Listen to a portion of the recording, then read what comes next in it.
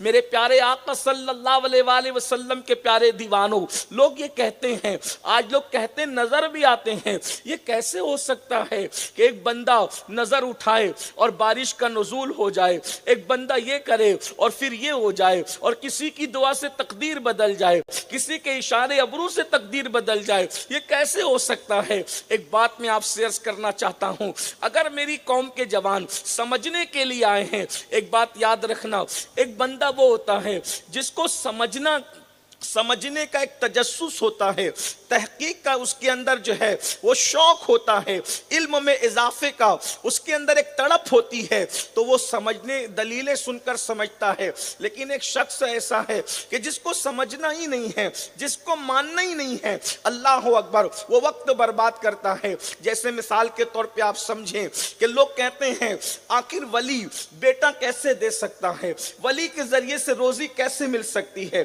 ولی کے ذریعے سے تقدیر کیسے بدل سکتی ہے، یہ تو اللہ کا کام ہے، اللہ کے سوا کوئی نہیں کر سکتا۔ یاد رکھیں، اللہ اللہ ہے، اس کی ربوبیت کا انکار نہیں، اس کی عظمت کا انکار نہیں، اس کی بزرگی کا انکار نہیں، لیکن ایک مثال کے ذریعے سے آپ کو سمجھانے کی کوشش کی جاتی ہے۔ مثال کے ذریعے سے یوں سمجھیں کہ ایک لوہے کا ٹکڑا لے کر آپ کسی آگ کے اندر ڈال دیں، آپ بتائیں کیا لوہے کا کلر جو ہے وہ سرخ ہوتا ہے؟ ہرگز نہیں، اللہ اکبر۔ لیکن آگ میں ڈال دیا، گھنٹے، 2 گھنٹے، 4 گھنٹے آپ نے اس لوہے کو آگ میں رکھا، اب آپ مجھے بتائیں کیا کوئی اس کو ہاتھ سے پکڑ سکتا ہے؟ کسی کے اندر ہمت ہے ہاتھ سے پکڑنے کی؟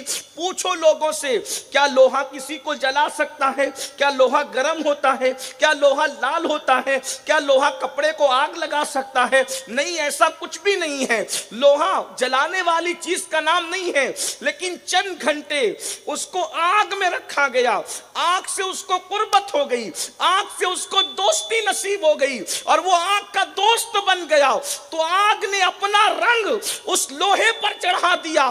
اب جو کام آگ کرتی تھی وہ کام لوہا کرے گا، تو کیا لوہا آگ ہو گیا یا آگ لوہا ہو گئی؟ نہیں، آگ ہمیشہ آگ ہی رہے گی، لوہا ہمیشہ لوہا ہی رہے گا۔ آگ کبھی لوہا نہیں بن سکتی، لوہا کبھی آگ نہیں بن سکتا۔ بس اتنا ہو گیا، آگ کا رنگ لوہے پہ چڑھ گیا، تو جو کام آگ کرتی نظر آتی تھی، آگ کی دوستی کی برکت سے وہی کام لوہا کرتا نظر آ رہا ہے، بلا تمثیل۔ جب آگ کا رنگ یہ اثر دکھاتا ہے تو اللہ کا رنگ کیا اثر دکھاتا ہوگا؟ اللہ رب العزت ارشاد فرماتا ہے، صبغۃ اللہ ومن احسن من اللہ صبغہ، اللہ کے رنگ میں رنگ جاؤ، اللہ کے رنگ سے بہتر کس کا رنگ؟ ارے جب آگ کے رنگ کا یہ حال ہے تو اللہ کے رنگ کی شان کا عالم کیا ہو؟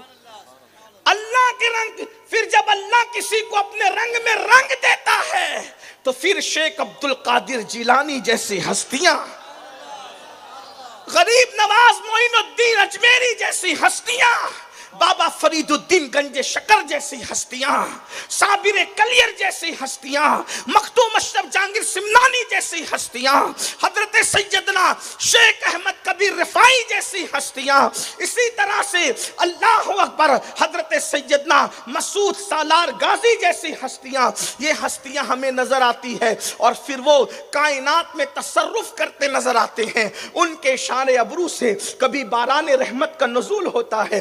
یہ شرک کہاں ہے؟